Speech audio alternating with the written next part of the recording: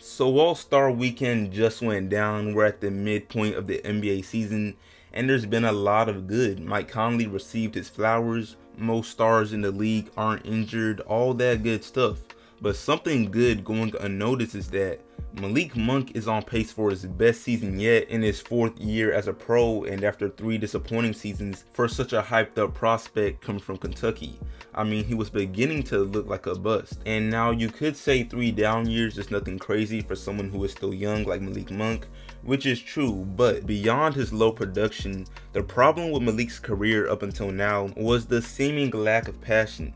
And then you add his struggles off the court, and it just gave a lot of people reason to give up on the star potential in Malik, or any chance of Kentucky Malik translating to the NBA, or beyond that, any chance at a long career. Literally, Malik's NBA career was at risk if he did not step it up this season.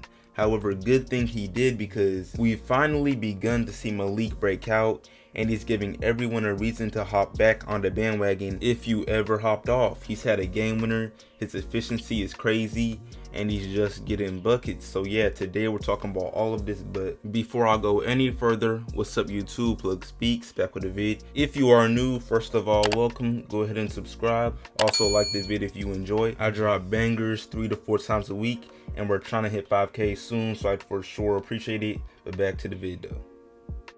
So here I am claiming that Malik's first 3 years were very disappointing, but just how bad were they really?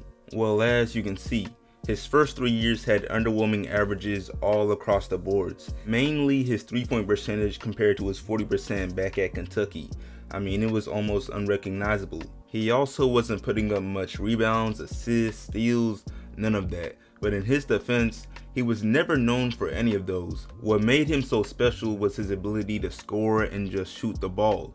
And he did have a few high point totals in his first 3 years, but the consistency was basically non-existent. And I know some might say he wasn't given enough playing time to truly judge him, but even in games, Malik was not that productive with the minutes he was given, so that excuse does not work.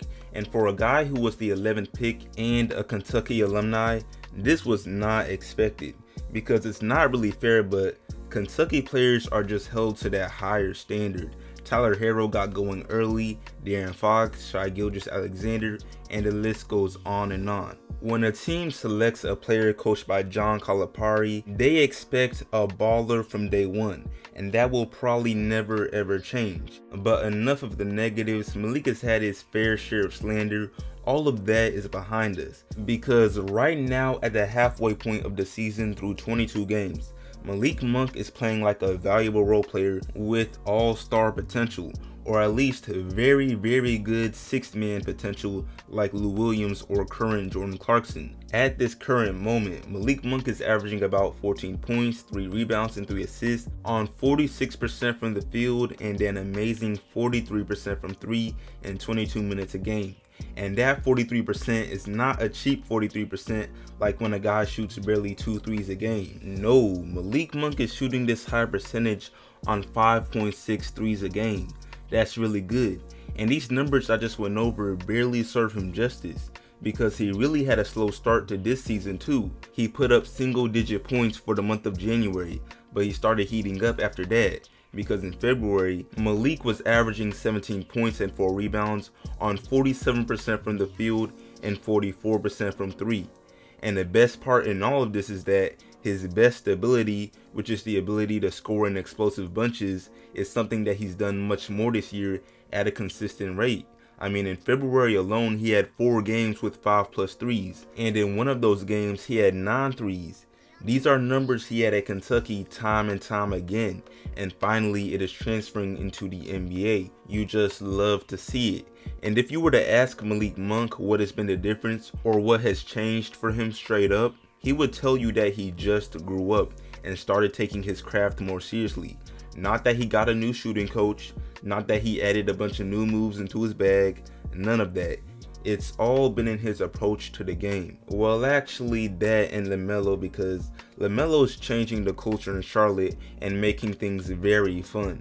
but most of the credit has to go to his new approach to the game. And this is something that is easy to overlook, but you really should not overlook this because it only makes sense. I mean, the reality is that not every NBA player is going to have that crazy work ethic from the jump. The truth is, some of them might get satisfied just a little, and that was probably the case for Malik, because we know the talent has always been there. I've been praising his shooting splits, but let's not forget this man is very athletic.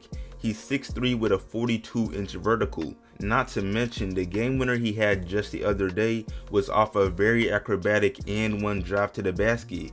Come on now, the talent is not a question, but I'm sure we all knew that. So I'm gonna get into what needs to happen for Malik to become that all-star caliber player we've seen signs of him becoming.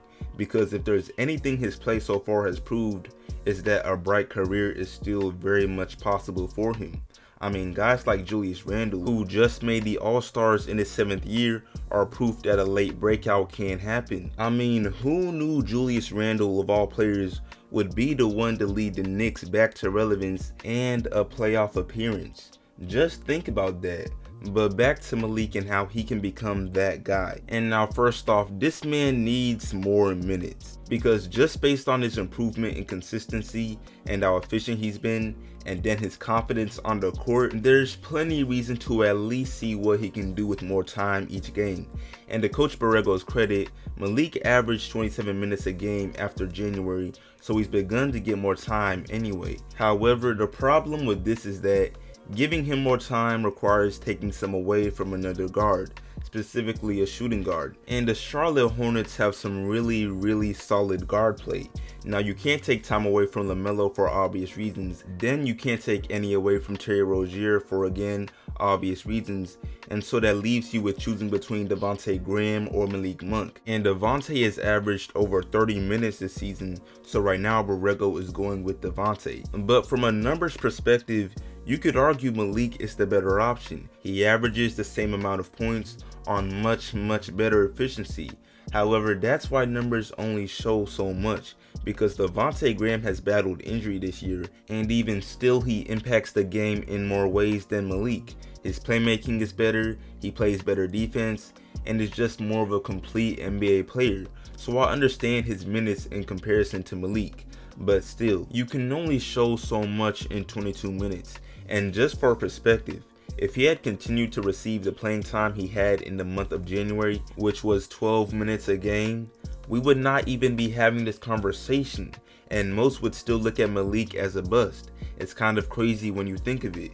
So yeah, I'm not sure what needs to happen for Malik to earn more time, but it needs to happen, because I doubt he vastly improves his playmaking and defense in the middle of this current season.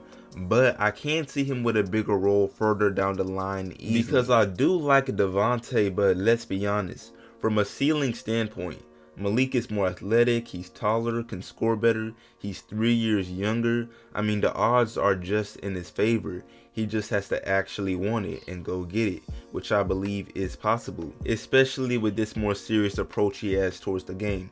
But that's if he were to stay on the Hornets. Now, I tried to avoid the scenario of a trade, but like most NBA players, Malik Monk is expendable, and I don't want him traded, but if he landed on another team, who knows what he could really show us. We've seen it time and time again. I said his name earlier. Jordan Clarkson is in the middle of his best year ever on a very good Utah team. But hopefully that doesn't need to happen for Malik to truly blossom. But anyway, man, that's it for this video. Let me know what you think of Malik Monk's career so far and how good you think he will be down below, if you gave up on him or not. But yeah, like this up, share it, sub if new, all of that, and I'm out.